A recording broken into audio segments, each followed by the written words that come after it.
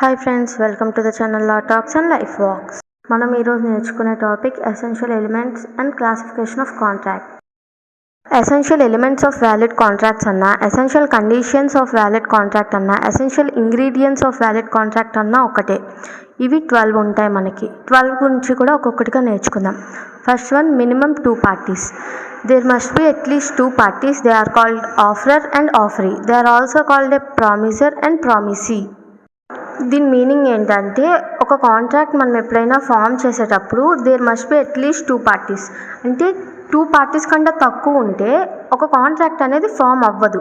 ఆ 2 partiesలో ఎవరైతే ఆఫర్ని ఇస్తారో వాళ్ళని ఆఫరర్ అని, ఎవరైతే ఆఫర్ని తీసుకుంటారో వాళ్ళని ఆఫరీ అని, తర్వాత ఎవరైతే ప్రామిస్ని చేస్తారో అంటే ఆఫర్ని ఇస్తారో వాళ్ళని ప్రామిసర్ అని, ఎవరైతే ఆ ఆఫర్ని తీసుకుంటారో లేదా ఆ ప్రామిస్ని తీసుకుంటారో వాళ్ళని ప్రామిసీ అని పిలుస్తాం. సెకండ్ వన్ వచ్చేసరికి agreement. There must be an agreement to do same thing in the same sense. Offer by one party and acceptance by the other party makes an agreement. Therefore, agreement equals to offer plus acceptance. దీని meaning వచ్చేసరికి agreement అంటే ఎప్పుడైనా మనం ఒక ఆఫర్ని ఇచ్చేటప్పుడు దాన్ని accept చేస్తే వాళ్ళిద్దరి మధ్యలో బైండ్ అయ్యేదాన్ని అగ్రిమెంట్ అని మనం పిలుస్తాము. ఎప్పుడైతే ఆ అగ్రిమెంట్ ఎన్ఫోర్సబుల్ బై లా అవుతో దాన్ని కాంట్రాక్ట్ అని కూడా అంటాము. థర్డ్ వన్ వచ్చేసరికి offer and acceptance. There must be a lawful offer and a lawful acceptance. A person making an offer is called offerer or promiser and the person who accepts the offer is called offeree or acceptor or promisee. ఇక్కడ మనం ముందు చెప్పుకున్నట్టే offerer and ఆఫరీ గురించి చెప్పుకున్నాం. తర్వాత offer అంటే ఏదైతే మనం చేస్తామో, అంటే ఒక 2 parties ఉంటే, లైక్ ఫర్ ఎగ్జాంపుల్ నేను ఒక హౌస్ కొందాం అనుకుంటున్నాను. ఎవరైతే ఆ హౌస్ని అమ్ముతారో వాళ్ళు ఫస్ట్ ఆఫర్ చేయాలి, నాకు చేస్తే దాన్ని నేను యాక్సెప్ట్ చేస్తేనే అప్పుడే నేను కొనమవుద్ది. దీన్నే అగ్రిమెంట్ అంటారు. మా ఇద్దరి మధ్యలో ఫామ్ అయ్యే అగ్రిమెంట్ ఎప్పుడైతే లాఫుల్ అవుద్దో అప్పుడు అది కాంట్రాక్ట్ అవుతుంది. సో ఎప్పుడైతే నేను ఆ ఆఫర్ని, ఎవరైతే హౌస్ సెల్ చేద్దాం అనుకుంటున్నారో నేను తీసుకుందాం అనుకుంటున్నా, సో ఎప్పుడైతే నేను దాన్ని ఆఫర్ని యాక్సెప్ట్ చేస్తానో నేను ఆఫరీ అవుతాను. వాళ్ళు వచ్చేసరికి ఎవరైతే నాకు ఆఫర్ చేస్తారో వాళ్ళు ఆఫరర్ అవుతారు. ఫోర్త్ వన్ వచ్చేసరికి కాన్సెన్సస్ యాడ్ ఈడియం అనేసరికి దీని మీనింగ్ ఏంటంటే, it means identity of minds. Both parties must have clear understanding about the subject matter of the contract at the same time and in the same sense. దీని meaning వచ్చేసరికి, ఇప్పుడు ఇద్దరు కాంట్రాక్ట్లో ఉంటారు. For example, నేను ఒక హౌస్ని కొందామని చూస్తున్నాను. నాకు ఒక హౌస్ నచ్చింది. నేను ఆ హౌస్ ఓనర్ దగ్గరికి వెళ్ళి నాకు ఈ హౌస్ కావాలి, నేను ఈ హౌస్ని బై చేద్దాం అనుకుంటున్నా అని చెప్తా. తను ఆ హౌస్ గురించి అని అనుకోకుండా తనకి వేరే హౌస్ ఉంది. సో దట్ తను వేరే హౌస్ గురించి ఎక్స్ప్లెయిన్ చేస్తుంటారు. నాకు తెలియదు తను వేరే హౌస్ గురించి ఎక్స్ప్లెయిన్ చేస్తారు అని. మొత్తం అయిపోయాక మేమిద్దరం కాంట్రాక్ట్లోకి దిగుతాము, అన్నీ అవుతాయి. తీరా చూసేసరికి నాకు ఆ హౌస్ వస్తుంది అని చెప్పేసి ఈయన చెప్తారు, బట్ నేను ఈ హౌస్ గురించి మాట్లాడా అని నేను చెప్తాను. సో ఇద్దరి మైండ్స్ ఐడెంటిటీలో లేవు. సో ఇది కాన్సెన్సస్ యాడ్ ఈడియం అవ్వదు. ఎప్పుడైతే మేమిద్దరం ఒకే హౌస్ గురించి మాట్లాడి ఒకే హౌస్ మీద కాంట్రాక్ట్లోకి ఎంటర్ అవుతామో అప్పుడు మా ఇద్దరు మైండ్స్ ఐడెంటిటీ ఆఫ్ మైండ్స్ అవుతాయి. Next one, capacity to contract. Section 11 to 12 provides that every person has capacity to enter into contract if he is measured with sound mind. Thus minors and persons who is with mental disorder have no capacity to enter into contract. Capacity to contract అనేసరికి ఒక కాంట్రాక్ట్లోకి ఎవరెవరు enter అవ్వచ్చు. Like ఇప్పుడు కాంట్రాక్ట్లోకి minus enter కాకూడదు. Minus enter అయ్యేసరికి ఆ contract wide contract అయిపోతుంది. అదే తర్వాత డిసేబుల్డ్ పర్సన్స్, అంటే లైక్ మెంటల్ డిసార్డర్ ఉన్న పర్సన్స్ ఎవ్వరూ కూడా కాంట్రాక్ట్స్లోకి ఎంటర్ అవ్వకూడదు. వాళ్ళు ఎంటర్ అయినట్టు తెలిసినా ఆ కాంట్రాక్ట్ వైడ్ కాంట్రాక్ట్ అయిపోతుంది. సో దీని గురించి మనకి వేరే చాప్టర్ కూడా ఉంది, కెపాసిటీ టు కాంట్రాక్ట్. అందులో ఇంకా మనం బ్రీఫ్గా తెలుసుకుందాం. కెపాసిటీ టు కాంట్రాక్ట్లో మనకు ఒక కేసులో వస్తుంది, మొహరీ బీబీ వర్సెస్ దామోదర్ గౌస్. ఈ కేసులో మైనర్ కేసు గురించి అంటే ఆ కేసులో మైనర్ అనేవారు ఎంటర్ అవుతారు. సో ఈ కేసు గురించి కూడా మనం ఆ చాప్టర్కి వచ్చినప్పుడు బ్రీఫ్గా తెలుసుకుందాం. అంటే ఒక కేసు అనే కాదు, అక్కడికి వచ్చేసరికి కేస్ లాస్ కూడా ఎక్కువగా చెప్తుంటాను ప్రతి టాపిక్కి. Next one, free consent. Section 13 provides that there must be free consent. It means both the parties must enter into contract. Free consent కూడా మనకి వేరే చాప్టర్ ఉంది, బట్ ఇక్కడ ఫ్రీ కన్సెంట్ అంటే ఏంటంటే సెక్షన్ 13 మనకి ఏం చెప్తుంది అంటే ఎవరు కూడా ఒకరి ఫోర్స్ వల్ల కానీ, వేరే వాళ్ళు చేసిన మిస్టేక్ వల్ల కానీ, వేరే వాళ్ళు తప్పుగా చూపించడం వల్ల కానీ ఒక కాంట్రాక్ట్లోకి ఎంటర్ అవ్వకూడదు. అలా ఎంటర్ అయినట్టు ప్రూవ్ అయితే అది వాయిడ్ కాంట్రాక్ట్ అయిపోతుంది. Next one, lawful consideration. Section 2D provides that there must be a consideration in every contract. It must be lawful consideration, meaning something in return. Hence the price is called consideration. A contract without consideration is void. It means consideration అనేసరికి something in return, మనం ఏదైనా return ఇవ్వడమే consideration. అంటే ఇప్పుడు ఇందాక మనం చెప్పుకున్న ఎగ్జాంపుల్లో హౌస్ని నేను కొనుక్కుందాం అనుకున్నా. ఇందాక చెప్పుకున్న ఎగ్జాంపుల్ ప్రకారం నేను అనుకున్న హౌస్కి ఆయన చెప్పే ఒక రేట్ ఉంటుంది. అంటే ఎంతైతే ఆయన అమౌంట్ చెప్తారో దాన్ని నేను ఇవ్వాల్సి ఉంటుంది. ఆ అమౌంట్నే కన్సిడరేషన్ అని కూడా మనం పిలుస్తాము. ఎవ్రీ అగ్రిమెంట్ అంటే ఎవ్రీ కాంట్రాక్ట్కి కూడా కన్సిడరేషన్ ఉండాలి. అది కూడా లాఫుల్ కన్సిడరేషన్. అంటే అగ్రిమెంట్ ఎప్పుడైతే ఎన్ఫోర్సబుల్ బై లా అవుద్దో అప్పుడు కాంట్రాక్ట్లోకి వస్తుంది. ఎప్పుడైతే అది కాంట్రాక్ట్లోకి వస్తుందో దానికి మనం లాఫుల్ కన్సిడరేషన్, అంటే ఆ కన్సిడరేషన్ ఇచ్చేదాన్ని అది లాఫుల్గా తీసుకుంటాం. Next one, legal relationship. Parties must have an intention to create legal relationship between them. Example, A agrees to sell his car to B for 95,000. Such agreement creates a legal relationship, but some social contract cannot create legal relationship. Example, a wife cannot file a case when her husband who fails to buy a new dress on her birthday. అంటే దీన్ని బట్టి మనకి ఏం అర్థమైంది అంటే ఇక్కడ first ఎగ్జాంపుల్లోకి వచ్చేసరికి ఏ అనే వ్యక్తి బి అనే వ్యక్తి దగ్గర 95,000కి కార్ కొంటా అని చెప్పి అగ్రిమెంట్ చేశారు, అంటే అగ్రీ అయ్యారు. ఈ అగ్రిమెంట్ అనేది లీగల్ రిలేషన్షిప్లోనే ఉంటుంది. ఎందుకంటే వీళ్ళిద్దరి మధ్యలో అగ్రిమెంట్ జరిగింది. బట్ మనం ఇంకో ఎగ్జాంపుల్ చూసేసరికి ఇక్కడ ఏ అనే వ్యక్తి తాలూకా హస్బెండ్ తనకి న్యూ డ్రెస్ తన బర్త్డేకి కొనలేదని చెప్పేసి తను కేసుని ఫైల్ చేయలేదు. ఎందుకంటే వాళ్ళిద్దరి మధ్యలో ఉండేది సోషల్ కాంట్రాక్ట్ మాత్రమే, లీగల్ రిలేషన్షిప్ కాదు. బట్ ఎప్పుడైతే మనం ఆఫర్ చేసి యాక్సెప్ట్ చేసి అగ్రిమెంట్ ఫామ్ అవుద్దో అప్పుడు మన ఇద్దరి మధ్యలో ఉన్నది legal relationship. Next one, 8th one వచ్చేసరికి lawful object. Section 23 provides that the object of the contract must be lawful. It must not be immoral or illegal or opposite to public policy. An agreement with a lawful object is valid, but an agreement with an unlawful is not valid. Example, an agreement to supply rice to student hostel is lawful, but an agreement to supply rice to terrorist organization is illegal. An agreement to supply rice to terrorist organization is unlawful because the object of terrorist organization is illegal. దీని meaning వచ్చేసరికి ఇప్పుడు for example మనం ఏదైనా illegal పనికి మనం accept చేస్తే మేము ఆ కాంట్రాక్ట్లోకి వస్తాము అని, అది లాఫుల్ ఆబ్జెక్ట్ అవ్వదు. మనం ఎప్పుడు లాఫుల్ ఆబ్జెక్ట్లోనే కాంట్రాక్ట్లో ఉండాలి. ఎప్పుడైనా లైక్ లీగల్ వర్క్లోనే కాంట్రాక్ట్లో ఉండాలి. కాంట్రాక్ట్లోకి మనం ఎంటర్ అవ్వడానికి ట్రై చేయాలి. ఇక్కడ ఎగ్జాంపుల్ ఇచ్చింది చూసుకుంటే ఫస్ట్ ఒక హాస్టల్కి రైస్ సప్లై ఇవ్వడం అనేది అది ఒక హాస్టల్ అనేది గవర్నమెంట్ అప్రూవ్డ్, సో అది లీగల్ ఆబ్జెక్ట్. సో లీగల్ ఆబ్జెక్ట్కి మనం రైస్ సప్లై ఇస్తాము అన్నది అది లాఫుల్ ఆబ్జెక్ట్ కిందకు వస్తుంది. అదే ఒక టెర్రరిస్ట్ గ్యాంగ్కి మనం రైస్ సప్లై ఇస్తాము అనేసరికి అది అన్లాఫుల్ ఆబ్జెక్ట్లోకి వస్తుంది.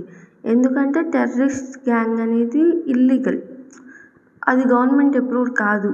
వాళ్ళని పట్టుకోవడానికి ఎప్పుడు మనం పోలీసులు గట్రా ట్రై చేస్తారు. 9th one, certainty of terms. The term of contract must be clear. They must be vague or uncertain. అంటే కాంట్రాక్ట్స్లో ఉన్న టర్మ్స్ అనేవి ఎప్పుడు క్లియర్గా ఉండాలి. ఎప్పుడు అవి అన్సర్టైన్గా ఉండకూడదు. They must not be vague or uncertain. Example వచ్చేసరికి A agrees to sell B 100 tons of oil. The terms are not clear because which kind of oil is not mentioned. దీని మీనింగ్ ఏంటి అంటే, ఎప్పుడైనా మనం ఒక కాంట్రాక్ట్లోకి ఎంటర్ అయినప్పుడు ఆ కాంట్రాక్ట్లో ఉన్న వర్డ్స్ అనేవి ఎప్పుడూ సగం కానీ లేదా ఇన్కంప్లీట్ కానీ వాగ్ కానీ ఉండకూడదు. వాగ్ అంటే ఇన్కంప్లీట్ కానీ హాఫ్ కానీ లేదా రాంగ్ వర్డ్స్ కానీ ఉండకూడదు. ఇక్కడ మనం ఎగ్జాంపుల్లో చూసుకుంటే అక్కడ ఏమన్నారు అంటే, ఏ అనే వ్యక్తి బికి 100 tons of ఆయిల్ ఇస్తానని మాట ఇచ్చాడు. కానీ అక్కడ ఏ ఆయిల్ అని మెన్షన్ చేయలేదు. లైక్ కోకోనట్ ఆయిలా, రిఫైండ్ ఆయిలా, సన్ఫ్లవర్ ఆయిలా, ఫర్ ఎగ్జాంపుల్ మనం తీసుకుంటే ఏ ఆయిల్ కూడా అక్కడ మెన్షన్ చేయలేదు. కాబట్టి ఈ కాంట్రాక్ట్ వచ్చేసరికి ఈ కాంట్రాక్ట్లో సర్టనిటీ ఆఫ్ టర్మ్స్ లేవు. తర్వాత మనం ఒక కేసులా తీసుకుంటే, in Taylor versus Parrington 1855, A promised to take B's house for lease for 3 years provided that the house is thoroughly repaired and the drawing rooms are decorated according to the present style. అంటే ఇక్కడ ఈ కేసులలో ఏం చెప్పారంటే, ఏ అనే వ్యక్తి B హౌస్ని లీజ్కి తీసుకుంటాను 3 years అని ప్రామిస్ చేసి, ఇంకా హౌస్ని తరువుగా ఎప్పుడు వీలుంటే అప్పుడు, లైక్ ఎప్పుడు రిపేర్ అనిపిస్తే అప్పుడు హౌస్ని రిపేర్ చేస్తాను. తర్వాత డ్రాయింగ్ రూమ్స్ అనేవి ప్రెజెంట్ స్టైల్, ఇప్పుడు ఏ స్టైల్లో ఉన్నాయో ఆ స్టైల్లోకి డెకరేట్ చేస్తాను అని చెప్పేసి ప్రామిస్ చేశారు. Since the term present style is too vague and uncertain, it has been held that the agreement was not enforceable. అంటే ఇక్కడ బి ప్రామిస్ ఎలా చేశారంటే, డ్రాయింగ్ రూమ్స్ అనేవి ప్రెజెంట్ స్టైల్ ప్రకారం నేను రిపేర్ చేయిస్తాను, అంటే డెకరేట్ చేయిస్తాను అని చెప్పి ప్రామిస్ చేశారు. ప్రెజెంట్ స్టైల్ అంటే చాలా స్టైల్స్ ఉన్నాయి ఇప్పుడు. లైక్ డ్రాయింగ్ రూమ్స్లోనే ఆర్ట్స్తో ఉన్నాయి, లేదంటే వాల్ పెయింటింగ్స్తో ఉన్నాయి. ఇంకా తను అంటే ఏ మోడల్లో డెకరేట్ చేస్తారు అని చెప్పి సర్టైన్గా చెప్పలేదు. సో ఈ కాంట్రాక్ట్ అనేది ఎన్ఫోర్సబుల్ అవ్వలేదు కోర్టులో. 10th one వచ్చేసరికి possibility of performance. An agreement must be possible to perform. Law never compels body to do an impossible act. Example, transfer of the sun or the moon is impossibility of performance. 10th one వచ్చేసరికి possibility of performance. ఏదైనా మనం possible అయ్యేదే చేయగలం, అదే మనం impossible అయ్యేది చేస్తాము అని చెప్పి మనం అగ్రిమెంట్లో చెప్పలేము కాంట్రాక్ట్లో. అలా చెప్తే అది పాసిబుల్ అవ్వకపోతే అది వాయిడ్ కాంట్రాక్ట్ అవుతుంది. సో ఎప్పుడైనా పాసిబుల్ అయ్యేది చేయగలం. ఎగ్జాంపుల్ ఇక్కడ వచ్చేసరికి transfer of the sun or the moon is impossible of the performance. అంటే సన్ని మూన్ని సన్గా ట్రాన్స్ఫర్ చేస్తాము అని మనం చెప్పలేము, ఎందుకంటే అది ఇంపాసిబుల్ పర్ఫార్మెన్స్ అవుతుంది. తర్వాత 11th one, lawful agreement. An agreement must not have been expressly declared void or illegal by any law in force in India. Example, agreement in restraint of trade, or agreement in restraint of marriage, or agreement in restraint of illegal proceedings, or weaver agreements. అంటే agreement అనేది lawful అంటే లీగల్గా ఉండాలి. For example ఇక్కడ agreement in restraint of trade ఇవన్నీ కాకుండా మనం daily life ఎగ్జాంపుల్లో ఒక హౌస్ని కొందాం అనుకున్నా, నేను ఆ హౌస్ని కొంటానని వాళ్ళు ఆఫర్ చేశాక నేను యాక్సెప్ట్ చేసి మా ఇద్దరి మధ్యలో అగ్రిమెంట్ని పెట్టుకున్నాం. అంటే ఆ అగ్రిమెంట్ని, అంటే ఆ ప్రామిస్ని మేము లీగల్గా ప్రొసీడ్ అవుతున్నాం. సో అది లాఫుల్ అగ్రిమెంట్ అవుద్ది. ఏమైనా ఇల్లీగల్గా చేస్తున్నా కానీ ఇలాంటివన్నీ అన్లాఫుల్ అగ్రిమెంట్స్లోకి వస్తాయి. అన్లాఫుల్ అగ్రిమెంట్ వల్ల మనం ఫ్రాడ్లోకి, అంటే లైక్ కోర్ట్ మనల్ని ఫ్రాడ్గా చూడొచ్చు, అది ఫర్బిడెన్ బై లా అవుతుంది. తర్వాత అది ఇంజరీస్లోనా గట్రా ఎక్కువగా చూస్తాం అన్లాఫుల్ అగ్రిమెంట్స్ని. నెక్స్ట్ 12th one వచ్చేసరికి legal formalities. An agreement may be oral or written. When the agreement is to be writing It must fulfill the necessary legal formalities such as writing, registration, and attestation. Example: sale, lease, gift, and mortgage required to be in writing. An agreement which fulfill all the above essentials is enforceable by law and is called a contract. Thus, all agreements are not contracts, but all contracts are agreements. ఇక్కడ legal formalities meaning ఏంటంటే, ఒక agreement మనం చేసుకున్నప్పుడు ఆ అగ్రిమెంట్లో అన్ని essentials ఉండాలి. అంటే అది రాసి ఉండాలి, అది దేని గురించి రాసామో స్పెసిఫిక్గా ఉండాలి. సో మనం ఏమైతే రాసామో, అంటే దేని గురించి అయితే మనం కాంట్రాక్ట్లోకి ఎంటర్ అవుతున్నామో దాని గురించి, లైక్ ఫర్ ఎగ్జాంపుల్ మనం ముందటి నుంచి చెప్పుకున్నట్టు ఒక హౌస్ గురించి అయితే దాని రిజిస్ట్రేషన్ నీట్గా ఉండాలి. లైక్ ప్రతి వర్డ్ ఎవరెవరు సంతకాలు ఉండాలి, వాళ్ళందరూ సైన్స్ పెట్టించుకోవాలి. ఇవన్నీ లీగల్ ఫార్మాలిటీస్. అంటే దానికి కోర్టుకి సంబంధించిన ఏమైనా ఆర్డర్స్ కావాలంటే అవి చూడాలి. తర్వాత ఏదైతే అగ్రిమెంటు అన్నిటినీ ఫుల్ఫిల్ చేసి ఎన్ఫోర్సబుల్ బై లా అవుతుందో దాన్నే కాంట్రాక్ట్ అంటాము. తర్వాత ఒక మెయిన్ ఇంపార్టెంట్ పాయింట్, ఇది నేను ఫస్ట్ వీడియోలో కూడా చెప్పాను. All agreements are not contracts, but all contracts are agreements. అన్ని అగ్రిమెంట్స్ కాంట్రాక్ట్స్ అవ్వవు, కానీ అన్ని కాంట్రాక్ట్స్ కూడా కన్ఫర్మ్గా అగ్రిమెంట్ అయితేనే అవుతాయి. ఇంతవరకు మనం essential elements or essential ingredients of contract చూసాము. అంటే అవి ఉంటేనే ఒక కాంట్రాక్ట్ అనేది ఫుల్ఫిల్ అవుతుంది. ఇప్పుడు classification of contracts or types of కాంట్రాక్ట్స్ని చూస్తున్నాము. The first one express contracts. అంటే క్లాసిఫికేషన్ ఆఫ్ కాంట్రాక్ట్లో first one express contract. Express contract అంటే ఏంటంటే, if the terms of the contract are expressly agreed upon by words spoken or written, the contract is said to be express contract. అంటే ఇప్పుడు ఒక contract తాలూకా terms అనేవి మనం చెప్పిన లేదా రాసిన ఆ కాంట్రాక్ట్ అనేది అది కాంట్రాక్ట్గా తీసుకుంటే మనం అది ఎన్ఫోర్సబుల్ అయితే దాన్ని ఎక్స్ప్రెస్ కాంట్రాక్ట్ అని అంటాము. కాంట్రాక్ట్లోని టర్మ్స్ అనేవి మనం ఎక్స్ప్రెస్ చేస్తే అది ఎన్ఫోర్సబుల్ అవ్వాలి, దాన్ని ఎక్స్ప్రెస్ కాంట్రాక్ట్స్ అని అంటాము. Next one implied contract. The contract may be inferred by the contract of the parties by ascertaining the facts and circumstances which led them to enter into the contract is also known as implied contract. దీని meaning ఏంటంటే, ఇది మాటల్లో స్పష్టంగా చెప్పరు, కానీ వాళ్ళు చేసే ప్రవర్తన బట్టి మనకు అర్థమవుతుంది. అంటే ఫర్ ఎగ్జాంపుల్, మనం ఒక బస్సు ఎక్కాము అంటే ఆ బస్సు డ్రైవర్ కండక్టరు మనకు టికెట్ ఇస్తారు, అయినా డబ్బులు ఇవ్వండి అని అనకపోయినా మనం డబ్బులు ఇవ్వాలి. డబ్బులు ఇస్తే మన ఇద్దరి మధ్యలో ఒక కాంట్రాక్ట్ ఏర్పడుతుంది. లేదు అంటే మనం హోటల్కి వెళ్ళి ఫుడ్ తింటాము, మనం బయటకు వచ్చి బిల్ తీసుకునేటప్పుడు మనం ఖచ్చితంగా డబ్బులు పే చేయాలి. దాన్ని బట్టే మన ఇద్దరి మధ్యలో ఒక కాంట్రాక్ట్ అనేది ఏర్పడుతుంది. దీన్ని బట్టి మనకు అర్థమైంది ఏంటంటే, వాళ్ళు మనకి స్పష్టంగా చెప్పకపోయినా వాళ్ళ చేసే ప్రవర్తనల వల్ల మనం ఆ కాంట్రాక్ట్లోకి అర్థం చేసుకొని ఎంటర్ అవుతాం. Next one unenforceable contract. And unenforceable contracts are those contracts which cannot be enforced in the courts of law on account of some technical defects. Example, unregistered documents, unstamped promissory notes, or a time-barred debate. అంటే unenforceable contracts అంటే ఏవైతే contracts అంటే courts ద్వారా enforce అవ్వలేవు, ఏదో ఒక technical defect వల్ల.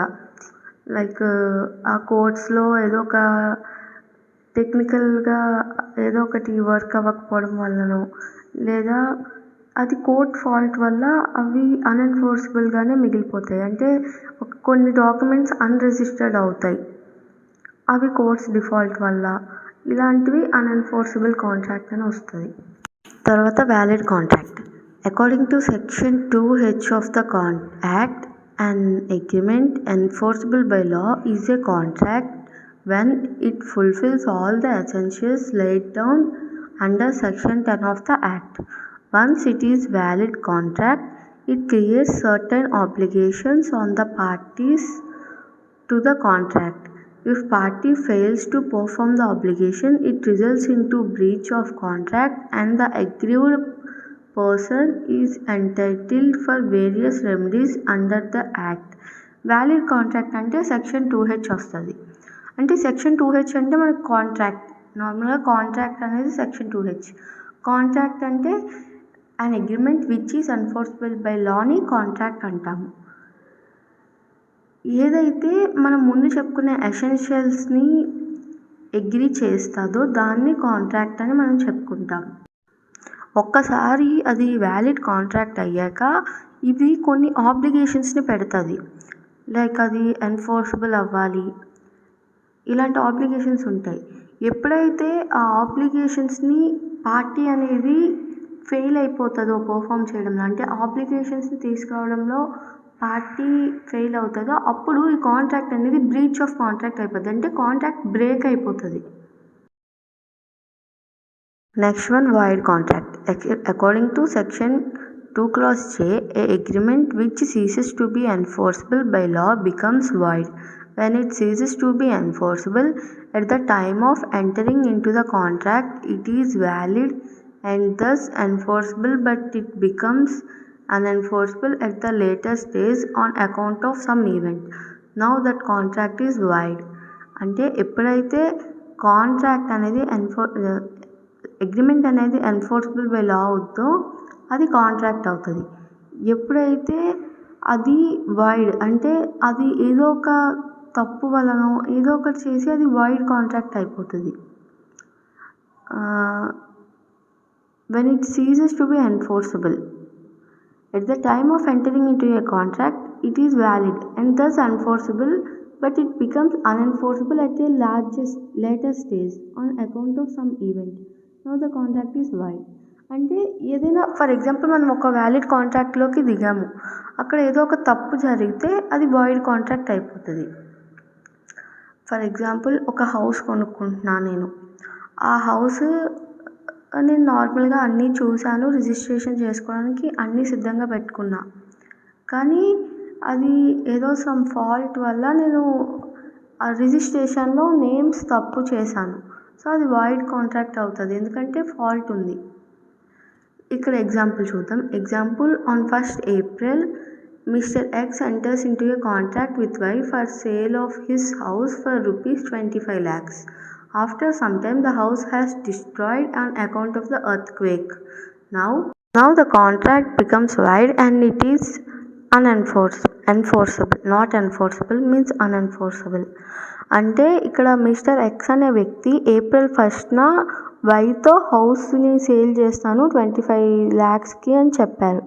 కానీ ఒక ఎర్త్క్వేక్ వల్ల అది ఏమవుతుందంటే డ్యామేజ్ అయిపోద్ది హౌస్ అంతా. సో ఇప్పుడు అది ఫస్ట్ అది వ్యాలిడ్ కాంట్రాక్టే, తర్వాత ఇప్పుడు వచ్చేసరికి అది వాయిడ్ కాంట్రాక్ట్ అయిపోయింది. However, if any advance amount paid by Y, it shall be refunded to X. At the same time, X is not liable to pay damages for Y for non-performance of the contract. అంటే ఇప్పుడు ఒకవేళ X అనే వ్యక్తి వైకి ఏమైనా advance ఇచ్చారనుకోండి, like నేను పక్కా కొనుక్కుంటాను అని చెప్పేసి, అప్పుడు ఎక్స్ అనేవాడు ఆ అడ్వాన్స్ అనేది రిటర్న్ ఇవ్వాలి. కానీ ఎక్స్ అనే వ్యక్తి ఏ డ్యామేజెస్కి పే చేయాల్సిన అవసరం లేదు, బికాజ్ ఎందుకంటే అది అతని చేతిలో పోలేదు.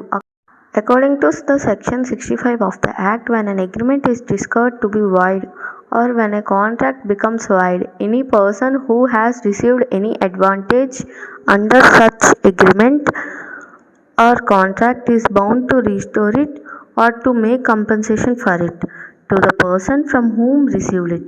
అంటే ఇక్కడ ఏం చెప్పారు అంటే, according to 65 of Indian contract act ప్రకారం ఎప్పుడైతే అగ్రిమెంట్ అనేది వైడ్గా డిస్కవర్ అవుతుందో అప్పుడు అనమాట ఎవరైతే అంటే ఇప్పుడు పైన ఎగ్జాంపుల్లో వై అనే వ్యక్తి ఎక్స్ అనే వ్యక్తికి ఏదైనా అడ్వాంటేజ్గా కానీ ఏమైనా అమౌంట్ ఇచ్చి ఇప్పుడు ఇది వైడ్ అయిపోతే అగ్రిమెంట్ అనేది, అప్పుడు పర్సన్ ఎవరైతే అడ్వాంటేజ్ తీసుకున్నారో లైక్ అడ్వాంటేజ్ని పొందారో అతను అగ్రిమెంట్ కాంట్రాక్ట్ అవడం వల్ల అదే ఎక్స్ అనే వ్యక్తి అడ్వాంటేజ్ పొందాడు అనుకోండి, వై అనే వ్యక్తికి ఎక్స్ అనే వ్యక్తి కంపన్సేషన్ ఇవ్వాలి, ఎందుకంటే తను అడ్వాంటేజ్ పొందాడు కాబట్టి.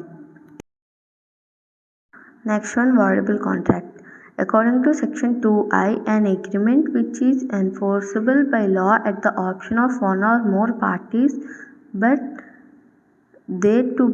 not at the option of the others is voidable contract. It is a contract that can be rescinded or avoided by one party to the contract but not by other party. When a contract is voidable, a suit may be instituted for rescission of such contract within 3 years as per Article 59 of the Limitation Act 1963. If no suit is instituted within the said period, it becomes valid. Example, A threatened B and made him to enter into an agreement to sell his car to C. It is voidable at the option of B. He can file suit to reputable or rescind the contract, otherwise he may keep calm. అంటే ఏ అనే వ్యక్తి బిని ఒక అగ్రిమెంట్లోకి లాగాడు. అంటే B అనే వ్యక్తికి అసలు interest లేదు, లైక్ అతను కాంట్రాక్ట్లోకి రావాలనుకోలేదు. ఆ అగ్రిమెంట్ ఏంటి, ఏ అనే వ్యక్తి యొక్క కార్ని సి అనే వ్యక్తికి అమ్మడానికి బిని లాగాడు ఏ. ఇది వాయిడబుల్, ఎందుకంటే బి యొక్క పాయింట్ ఆఫ్ వ్యూలో చూసుకుంటే ఇది వాయిడబుల్. బి అనే వ్యక్తి ఏ మీద ఒక కేసుని ఫైల్ చేయొచ్చు, ఎందుకంటే తనకి ఇంట్రెస్ట్ లేకుండా లాగాడు అని. తర్వాత according to section 19 and 19A of the Indian Contract Act, when a contract is entered into by a war of coercion, under influence, fraud, misrepresentation, such contract is voidable. ఎప్పుడు according to section 19 and 19A అంటే ఇది మనకి free కన్సెంట్లో వస్తుంది. Free కన్సెంట్లో section 19 to 19A గురించి మనం చెప్పుకుంటాం. ఇందులో coercion కానీ, అన్డ్యూ ఇన్ఫ్లుయెన్స్ కానీ, ఫ్రాడ్ కానీ, మిస్రిప్రజెంటేషన్ కానీ, మిస్టేక్ వలన కానీ ఎవరైనా వ్యక్తిని మనం ఒక కాంట్రాక్ట్లోకి తీసుకొస్తే ఆ కాంట్రాక్ట్ అనేది ఆ వ్యక్తి తాలూకా ఆప్షన్ ప్రకారం అది వాయిడబుల్ అవుద్ది. ఎందుకంటే ఆ వ్యక్తి ఎవరైతే ఈ వ్యక్తిని తీసుకొచ్చారో ఆ వ్యక్తి మీద ఒక కేసుని ఫైల్ చేయొచ్చు. Next, according to section 64 of the Act, when a people at whose option a contract is voidable rescinds it, the other party thereto need to perform any promise therein contained in which he is the promisor. The party rescinding a voidable contract shall, if he had received any benefit thereunder from another party through such contract, restore such is received. In the above example, when B files a suit for rescission of the contract, he need not perform his part. At the same time, if any advance amount is taken by B, he shall return the same to C. B can also claim damage or compensation from C. In above example, when B files a suit for rescission of the contract, he need not perform his part. At the same time, if any advance amount is taken by B, he shall return the same to C. Can also claim. ఇక్కడ పై ఎగ్జాంపుల్లో మనం చూసుకుంటే B అనే వ్యక్తి ఏ పైన ఒక కేసుని file చేయొచ్చు, ఎందుకంటే తనకి ఇంట్రెస్ట్ లేకపోయినా సరే ఏ వల్లనే తను వచ్చి కాంట్రాక్ట్లోకి, తనకి ఐడియా లేదు కాంట్రాక్ట్ మీద, బట్ ఏ వల్లనే తను వచ్చి కాంట్రాక్ట్లోకి ఎంటర్ అయ్యాడు. సో ఇది తర్వాత బి అనే వ్యక్తి ఒకవేళ కేసుని ఫైల్ చేస్తే ఇది వాయిడబుల్ కాంట్రాక్ట్ అవుతుంది సెక్షన్ 2I ప్రకారం. Next one, contingent contract. Contingent contract అంటే ఏంటంటే, A contract may be conditional or unconditional. Unconditional contracts are called as absolute contract. Conditional contracts are called as contingent contracts. Section 31 of Indian Contract Act defined contingent contracts as a contract to do or not to do something if some event collateral. Example, A contracts to pay 15,000 if B's house is burnt. The performance of the contract depends on a future event. అంటే ఇక్కడ unconditional contracts అంటే absolute contracts అంటే పక్కాగా జరుగుతాయి అని. Conditional contracts అంటే contingent contracts అంటే ఏంటంటే ఫ్యూచర్ ఈవెంట్ని బేస్ చేసుకొని ఇప్పుడు మన కాంట్రాక్ట్స్ని పర్ఫామ్ చేయడం. అంటే ఇక్కడ ఎగ్జాంపుల్లో చూసుకుంటే ఏ అనే వ్యక్తి బీకి 15,000 పే చేస్తా అన్నాడు. ఎప్పుడు బీ తాలూకా హౌస్ అనేది బర్న్ట్ అయిపోయినప్పుడు. అంటే బీ హౌస్ ఎప్పుడు బర్న్ట్ అవుతుందో తెలీదు, ఫ్యూచర్లో అది జరుగుతుందో జరగదో కూడా తెలీదు. బీ అనే వ్యక్తి తాలూకా హౌస్ అసలు బర్న్ట్ అవుతుందో లేదో కూడా తెలీదు. కానీ ఒకవేళ బర్న్ట్ అయితే మాత్రం ఏ అనే వ్యక్తి 15,000 ఇస్తా అన్నాడు. సో జరుగుతుందో జరగదో అని తెలియని పనికి, అది కూడా ఫ్యూచర్లో జరుగుతుందో జరగదో తెలియని పనికి ఇప్పుడు మనం కాంట్రాక్ట్ చేసుకుంటే దాన్నే కంటింజెంట్ కాంట్రాక్ట్ అంటారు. దీనికి ఎసెన్షియల్స్ ఉన్నాయి. Essential ingredients of contingent contracts వచ్చేసరికి there must be a contract to do or not to do something. First one ఏంటంటే కాంట్రాక్ట్కి జరగకపోయినా ఒక కాంట్రాక్ట్ ఉండాలి, అది జరుగుతుందో లేదో తెలీదు. తర్వాత the performance of the contract depend upon the happening of some events in ఫ్యూచర్లో జరిగే ఈవెంట్స్కి సంబంధించి ఒక కాంట్రాక్ట్ ఉండాలి. The event must be uncertain, అది జరుగుతుందో జరగదో తెలియని ఈవెంట్ అయి ఉండాలి. The event must be collateral or incidental to the contract. ఆ కాంట్రాక్ట్ అంటే ఇప్పుడు బర్న్ట్ అయితే అంతే. ఇప్పుడు మనం ఎగ్జాంపుల్లో చూసుకుంటే ఒకవేళ బీ హౌస్ బర్న్ట్ అయితే ఏకి ఏం లాభం, అయినా 15,000 ఇస్తా అన్నాడు అంటే అది కొలాటరల్ ఆర్ ఇన్సిడెంటల్ అయి ఉండాలి. ఇప్పుడు వచ్చి కంటింజెంట్ కాంట్రాక్ట్ తాలూకా రూల్స్. ఇక్కడ the happening of a future uncertain event. Example, A agrees to sell his house to be provided if it rains. అంటే హ్యాపెనింగ్ రూల్స్కి వచ్చేసరికి ఫస్ట్ వన్ ఏంటంటే ఫ్యూచర్ అన్సర్టెన్ ఈవెంట్, అది అవుతుంది అని చెప్పి మనం కాంట్రాక్ట్లోకి ఎంటర్ అవ్వడం. Second one the non happening of a future uncertain event, అవ్వదేమో అని మనం కాంట్రాక్ట్లోకి ఎంటర్ అవ్వడం. For example, A agrees to sell his house to be provided if a certain ship visits India with in a fixed time. అంటే ఏ అనే వ్యక్తి తన హౌస్ని బీకి సెల్ చేస్తారు ఎప్పుడు, ఏదో ఒక తెలియని ఒక షిప్ ఇండియాని విజిట్ చేసినప్పుడు ఒక కొంచెం టైంలో. తర్వాత the happening of a future uncertain event with in a fixed time. ఇప్పుడు ఫిక్స్డ్ టైంలో అంటే ఒక అన్సర్టెన్ ఈవెంట్ ఫిక్స్డ్ టైంలో అంటే హ్యాపెన్ అవ్వడం. ఎగ్జాంపుల్ వచ్చేసరికి A agrees to sell his house to be provided if a certain ship visits India with in 1 year. అదే ship 1 yearలో వస్తే అప్పుడు ఏ తాలూకా హౌస్ అనేది బీకి సెల్ చేస్తారంట. తర్వాత రూల్ వచ్చేసరికి the non happening of a future uncertain event with in fixed time. ఇది సెక్షన్ 35లోకి వస్తుంది. అంటే ఇక్కడ ఫ్యూచర్ అన్సర్టెన్ ఈవెంట్ని తెలుసుకోకుండా, అంటే హ్యాపెన్ అవుతుందో అవ్వదో చూసుకోకుండా మనం ఇక్కడ ఎగ్జాంపుల్ వచ్చేసరికి A agrees to sell house to be provided certain ship visits India with in 1 year. Same అన్నమాట. ఏ అనే వ్యక్తి బీకి హౌస్ని సెల్ చేస్తా అన్నారు, కానీ ఎప్పుడు 1 year లోపలే ఆ షిప్ విజిట్ అయితే మాత్రమే. తర్వాత next one the happening of an impossible event. అంటే ఒక ఇంపాసిబుల్ ఈవెంట్, ఇప్పుడు ఆ షిప్ వస్తుందో రాదో, అది ఏ షిప్పో కూడా తెలీదు. ఫర్ ఎగ్జాంపుల్ 5 నుంచి చూసుకుంటే ఇప్పుడు దీనికి ఇచ్చిన ఎగ్జాంపుల్ చూస్తే ఇది సెక్షన్ 36లోకి వస్తుంది. A's daughter that is C dies by the agreement then the agreement is void. అంటే ఇక్కడ సి అనే వ్యక్తి అగ్రిమెంట్ ద్వారా చనిపోతే ఏస్ డాటర్ అనమాట, అప్పుడు అగ్రిమెంట్ అనేది వైడ్ అయిపోద్ది అని చెప్పారు. తర్వాత the happening of an impossible event, the non happening of an impossible event, ఇది సెక్షన్ 36లోకే వస్తుంది. ఇది వచ్చేసరికి A's daughter that is C dies by an agreement then the agreement is void. A's daughter అనే వ్యక్తి, ఏస్ డాటర్ సి అనమాట, C అనే వ్యక్తి చనిపోతే అప్పుడు ఈ అగ్రిమెంట్ అనేది వైడ్ అయిపోద్ది. అంటే ఓవరాల్ వ్యూ చూసుకుంటే కంటింజెంట్ కాంట్రాక్ట్ అంటే ఇంపాసిబుల్ అగ్రిమెంట్ పర్ఫామ్ అయినప్పుడు ఆ పర్ఫార్మెన్స్ని మనం మల్టిపుల్ రూల్స్గా చూసాము. ఇంపాసిబుల్ అంటే ఫ్యూచర్లో అన్సర్టైన్ ఈవెంట్, ఇంపాసిబుల్ ఈవెంట్ జరిగితే మనం ఇక్కడ దాని గురించి కాంట్రాక్ట్ని పర్ఫామ్ చేస్తే దాన్నే కంటింజెంట్ కాంట్రాక్ట్ అని మనం చెప్పుకున్నాం.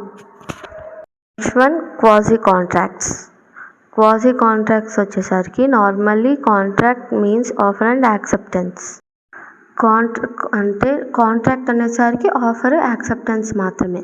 In order to say that there is an agreement, one person must take an offer and other must give acceptance. But in certain circumstances, the law creates and enforces legal obligation, even though the parties have never entered into a contract as per terms of Act. Quasi-contracts are collected as implied contracts or resembling obligations.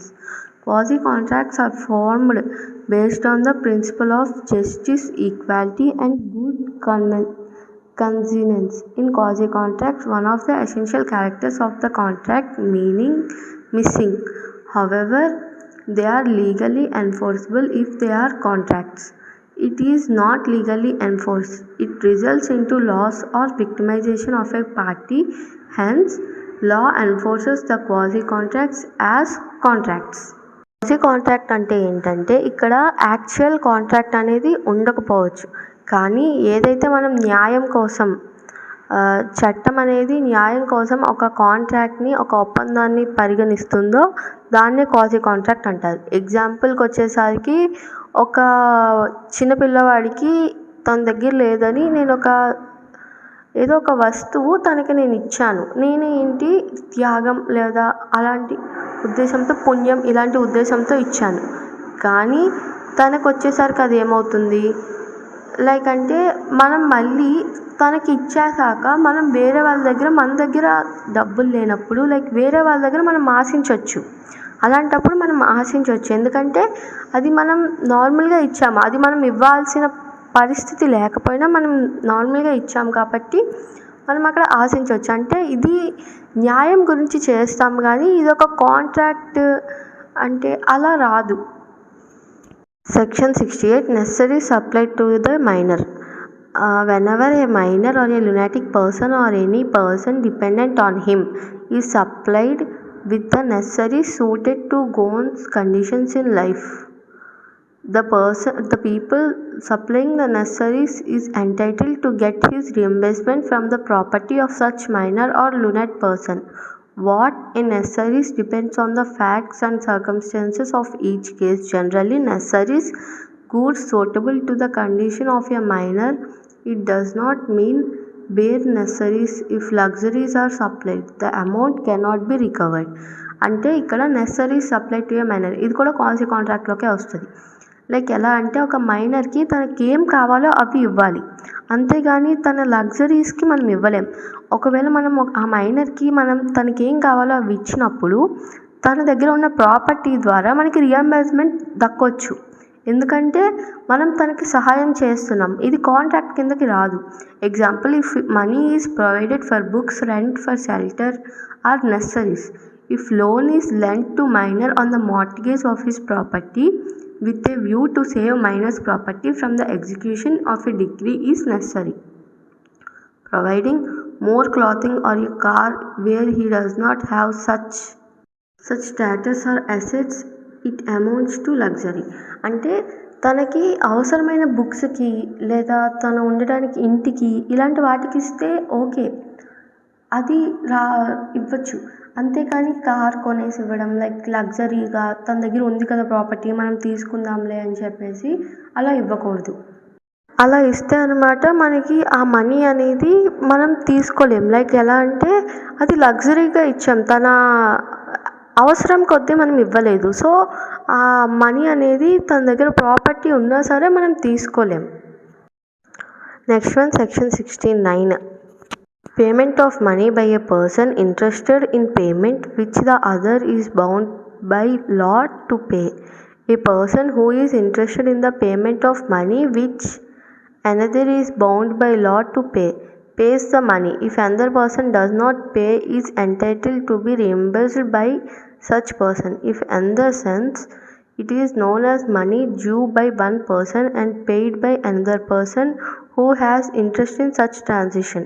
The person who is paid such money is entitled for reimbursement. To apply this section, one person owes money to another. It is lawfully payable amount. It is paid by a third person. The person who is paid it can recover from the person who owed it. The person who paid it must have an interest. అంటే ఇక్కడ ఒక person అనే ఒక ఏ అనే వ్యక్తి ఒకరి దగ్గర ఒక బి అనే వ్యక్తి దగ్గర వచ్చి అనమాట ఒక కొంత అమౌంట్ తీసుకున్నాడు. తనకి పే చేయడానికి బి దగ్గర లేదు. సో దట్ అంటే ఏ దగ్గర లేదు. సో దట్ ఏ ఏం చేశాడంటే సికి బ్రతిమలాడి సి దగ్గర అమౌంట్ తీసుకొని బి అనే వ్యక్తికి సి దగ్గర అమౌంట్ తీసుకొని పే చేసేసారు. ఎప్పుడు సి అనే వ్యక్తికి ఇంట్రెస్ట్ ఉండి సి అనే వ్యక్తి అనమాట ఏకి హెల్ప్ చేస్తే అప్పుడు బికి అమౌంట్ ఇచ్చేశారు. తర్వాత ఆ సి అనే వ్యక్తి ఏ దగ్గర తర్వాత తీసుకోవాలి ఇంట్రెస్ట్తో సహా. ఎందుకంటే ఏ అనే వ్యక్తికి హెల్ప్ చేశాడు సి అనే వ్యక్తి కాబట్టి సో ఏ అనే వ్యక్తి దగ్గర తీసుకోవాలి ఎగ్జాక్ట్గా. ఎప్పుడు అంటే తన దగ్గర అమౌంట్ ఉన్నప్పుడు సి అనే వ్యక్తికి కంపల్సరీగా ఏ అనే వ్యక్తి ఆ అమౌంట్ని రిటర్న్ చేయాలి ఇంట్రెస్ట్తో సహా. సెక్షన్ 70 వచ్చి obligation of a person who enjoys the benefit of non gratuitous act. When a person lawfully does anything for another person or delivery anything to him, not intending to do so gratuitously, the person enjoying the benefit of the act is bound to make compensation in respect of that act. Doctrine of unjust enrichment. There are three conditions to apply section 70. The goods are delivered lawfully or something is done lawfully. The goods that are delivered or the thing that is done is not intending to be done gratuitously. The person must enjoy the goods or services. Example, a tradesman leaves goods at B's house. By mistake, B treats the goods as his own and uses them. Now B is liable to pay A for those goods. అంతే కదండి. అంటే example అంటే ఇక్కడ దీని meaning ఏంటంటే ఎవరైనా ఒక వ్యక్తి తన వస్తువుని కాకుండా వేరే వాళ్ళ వస్తువు దీని దగ్గర పెట్టినప్పుడు తన ఓన్గా తను యూజ్ చేసుకుంటే తర్వాత తనకి పే చేయాలి. అంటే ఇక్కడ ఇచ్చిన ఎగ్జాంపుల్ చూడండి. లేదా మనం ఫర్ ఎగ్జాంపుల్ నేను సంథింగ్ క్యాంప్ వెళ్తున్నానని చెప్పేసి నా తాలూకా బైక్ అనేది నా బ్రదర్ దగ్గర పెట్టాను. తను ఏం చేశారు అంటే నేను లేనప్పుడు తనది అన్నట్టు ఆ వస్తువుని యూజ్ చేశారు. సో ఆ బైక్ అంటే వస్తువు అంటే ఆ బైక్ని తనది అన్నట్టు తను యూజ్ చేశారు. సో యూజ్ చేయడం వల్ల ఇప్పుడు దాంట్లో పెట్రోల్ అయిపోయింది. ఫర్ ఎగ్జాంపుల్ నేను మళ్ళీ వచ్చి అడిగేసరికి పెట్రోల్ అయిపోయింది. ఖచ్చితంగా సెక్షన్ 70 ప్రకారం నా తాలూకా బ్రదర్ అందులో పెట్రోల్ ఫిల్ చేసి మళ్ళీ నాకు రిటర్న్ చేయాలి. ఎందుకంటే తను యూజ్ చేశాడు కాబట్టి దానికి లేదా కొంచెం కంపెన్సేషన్ కూడా నేను ఎక్స్పెక్ట్ చేయొచ్చు. బట్ బ్రదర్ కాబట్టి ఓన్లీ యూజ్ చేసిన దానికైనా సరే యూజ్ చేసిందైనా రీఫిల్ చేసి ఇవ్వాలి. Next section 71 responsibility of finder of goods.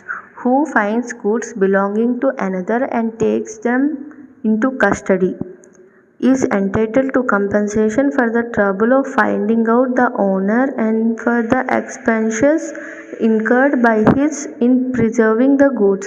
The finder cannot file a suit against the owner. However, he can exercise the right of lien on the goods until he receives the compensation. The position of finder of loss of goods is as if he is the bailee of the goods and carries all the duties and rights similar to that of a bailee. According to section 169 of Indian Contract Act, the finder has power to sell the goods found by him under the following circumstances: where the goods are perishable in nature, where the lawful changes of the finder in respect of goods lost, the finder may sue for such reward and may retain the goods until he receives it. According to 169, the finder has power to sell the goods found by him under the following circumstances. అంటే ఇక్కడ responsibility of finder of goods. ఏదైనా ఒక goods తన ఓనర్కి కాకుండా ఇంకెవరికైనా దొరికింది అంటే తను లైక్ ఇప్పుడు ఫర్ ఎగ్జాంపుల్ నేను ఒక వస్తువుని పడేసుకున్నా, అది వేరే వ్యక్తికి దొరికింది. అప్పుడు ఏం చేస్తామంటే ఆ వ్యక్తి అనేవారు నన్ను వెతకడానికి తనకి కష్టమైంది అండ్ మన వస్తువుని తను జాగ్రత్తగా చూసుకున్నందుకు మనం ఆ వ్యక్తికి ఎంతో కొంత కంపెన్సేషన్ అనేది ఇవ్వాలి. తర్వాత according to section 169 of Indian contract act ప్రకారం ఎవరైతే ఎవరికైతే ఆ వస్తువు దొరుకుతుందో తను అమ్ముకోవచ్చు. ఎప్పుడు ఆ వస్తువు అనేది నేచర్లో దొరికిందైతే. తరువాత ఇంకొక రూల్ ఏంటంటే wear the lawful changes of the finder in respect of goods last, the finder May shoe for such reward and May retain the goods until he receives it. అంటే ఎప్పుడైతే ఆ వ్యక్తి గురించి వెతికి తనకి ఆ వ్యక్తి దొరకలేదు అని అనుకుంటామో తర్వాత ఆ గూడ్స్ని అంటే తన మీద మనం సూ చేసి కొంచెం రివార్డ్ కూడా మనం గెయిన్ చేసుకోవచ్చు. ఎప్పుడు ఆ గూడ్స్ ఎంతవరకు తన దగ్గర ఉంటుందో అంతవరకు ఎవరైతే పడేసుకుంటారో తన మీద వీళ్ళు కేస్ని ఫైల్ చేసి కొంచెం అమౌంట్ని కంపెన్సేషన్ కింద కూడా మనం తీసుకోవచ్చు. అంటే దాని ప్రకారం కూడా అతను అంటే అతను ఈ వస్తువుని మనకి అమ్మేసినట్టు అలా వస్తుంది. అంటే మనం ఈ వస్తువుని అతనికి అమ్మేసినట్టు మనం కంపెన్సేషన్ తీసుకుంటున్నాం. ఎందుకంటే ఇన్నాళ్ళు మన దగ్గర ఈ వస్తువు జాగ్రత్తగా దాచినందుకు, దీని మెయింటెనెన్స్ అంతా మనం చూసుకున్నందుకు మనం ఎవరైతే పడేసుకున్నారో ఆయన దగ్గర మనం కంపెన్సేషన్ తీసుకోవచ్చు. Section 72 Responsibility of Finder of Goods. Whom money has been paid or thing is delivered by mistake or under coercion, he must repay back the money, return the goods. This is based on principle of unjust enrichment.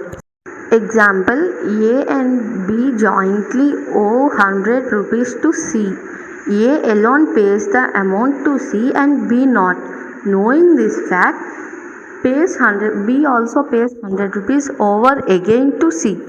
C is bound to repay the amount to B.